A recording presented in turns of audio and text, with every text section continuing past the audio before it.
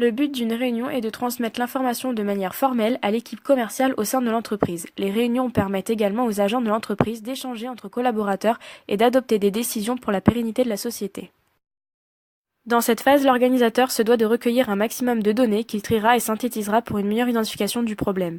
Suite à cela, l'animateur analyse et évalue si le sujet peut être traité en une séance ou plusieurs, puis contacte les personnes en mesure de résoudre le problème. Il s'agit du point le plus important et le plus compliqué pour l'organisateur. Cet objectif se doit d'être précis, respecter le temps imparti, être clair et concis. À l'issue de la réunion, cet objectif devra être atteint. Il existe 2 cas de réunion. La réunion d'information où une seule personne parle et le reste de l'assemblée écoute. Dans ce cas, les participants sont nombreux. Ensuite, il y a la réunion de résolution de problèmes, où il s'agit d'un échange entre participants dans l'optique d'atteindre l'objectif posé. Ici, un petit nombre de participants est préférable pour le bon déroulement de la réunion. L'animateur doit choisir des participants selon leur niveau de compétence, leur niveau de motivation et leur capacité à travailler en groupe. Il faut tout d'abord définir le jour le plus propice à la réunion. L'heure est également un facteur important à prendre en compte. Il est préférable de favoriser les heures matinales pour prendre en compte les capacités physiques des participants ainsi que les contraintes de déplacement. Pour bien préparer sa réunion, il est important de rédiger une convocation comportant l'ordre du jour, l'objectif de la réunion, le type de réunion, le jour, l'heure et la durée de la réunion, le lieu de la réunion, la liste des participants invités, le plan de travail prévu et ainsi qu'un dossier préparatoire. Pour le bon déroulement de sa réunion, il est important pour l'organisateur d'être en mesure de motiver les participants en faisant face aux réticences de certains, prendre en compte les objections possibles afin de lui permettre de les anticiper. L'animateur doit être capable de répondre aux questions éventuelles des participants sur leur contenu de travail à réaliser ainsi que de détecter les conflits possibles. Pour clore la préparation d'une bonne réunion, le programmateur doit choisir et réserver le lieu le plus adapté à sa présentation avant de fixer la date finale de la rencontre. Celui-ci doit également prendre en considération la configuration de la salle. Pour finir, l'état de marche du matériel reste un facteur à ne pas négliger. Il doit être en bon état avant le début de la réunion.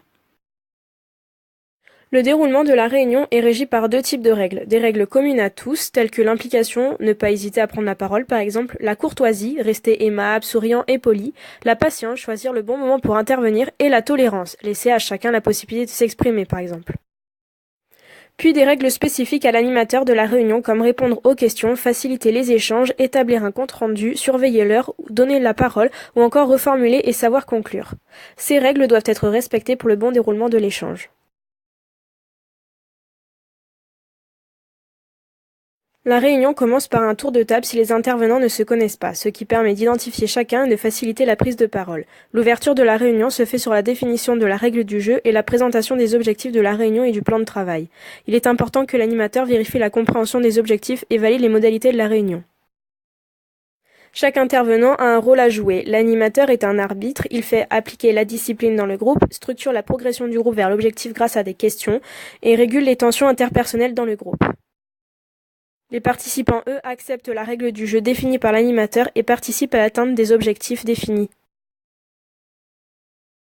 Pour clôturer l'échange, l'Assemblée doit arriver à des conclusions claires et précises pour chacun et il est nécessaire de définir les modalités d'application de la décision prise à l'issue de la réunion. Il s'agit d'un résumé complet et explicite destiné à tous les intervenants ayant participé à la réunion et aux personnes extérieures étant intéressées par les décisions prises lors de cet échange. Ce document doit être rédigé le plus rapidement possible à l'issue de la réunion. Il incombe à l'organisateur de juger sa prestation en ayant un regard critique sur ses performances dans le but de s'améliorer.